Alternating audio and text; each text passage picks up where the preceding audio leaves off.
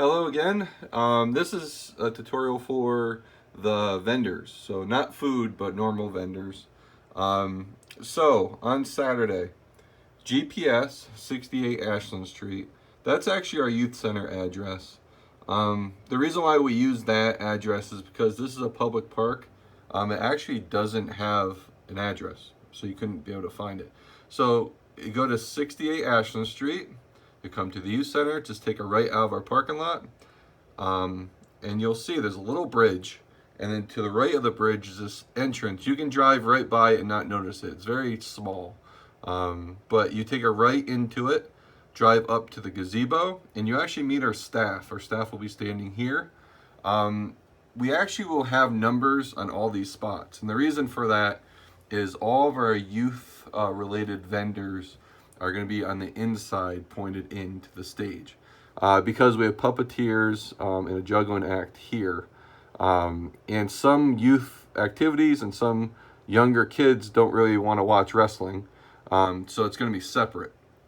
For-profit vendors that aren't really youth related will be on this area here, pointed out towards the ring area. So the wrestling match is only from 11:30 to about 2. At 2, this ring actually breaks down and it'll be gone within a half hour, and this area opens up.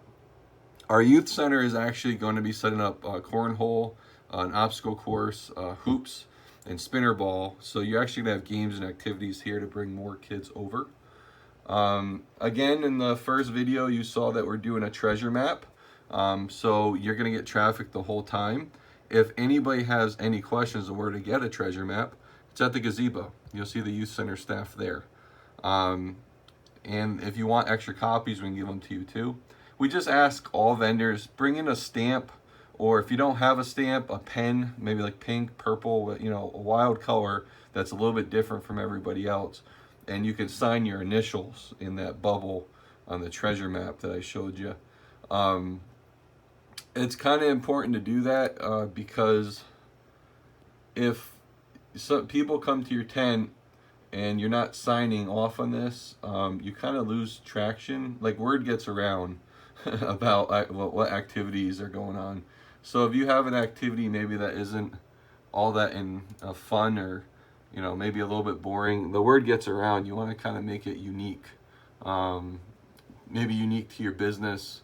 One of the things that people have done in the past is they take their logos for their companies, create them in like a black and white format, like our treasure map, and actually have the kids color it in, so they actually take it home with them, and it helps share your logo with, you know, the family. Maybe if they put it on the refrigerator.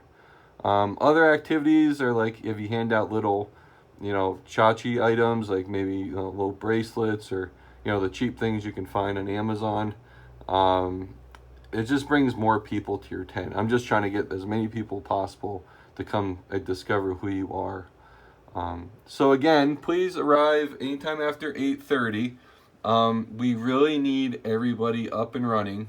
We definitely need all vehicles out of this area by 9:30, and everybody set up and ready to go by 10. When you arrive, you'll just drop off your stuff at your spot, and we're actually going to have you park either at the youth center if it's not full, or up here. This is all going to be parking lot area. This is where we actually do the trunk or treat in October. But what you do is come right back out of our park, take a right onto Ashland, then a right onto Hill Street, and there's a ramp right here to drive right into the grass. We're just going to line up all the vendors here. So your vehicles are pretty close. So when you break down at the end of the event too, it's not a long walk. So if you have any questions, feel free to message me, text me with the phone number at the bottom of this page. It's a lot of fun. 5 o'clock the event ends. Sometimes we stretch it a little bit longer depending on how many people are there. But if you're aiming for 5 to break down, that's fine. What we're going to ask is for vehicles to stay at the top of the hill until at least 5:30. The reason for that, we have to clear out all the people, so you're not having cars moving while little kids are running around too. So we appreciate your time. This will be lots of fun, and thank you for being part of the 14th Youthtopia. Enjoy your day.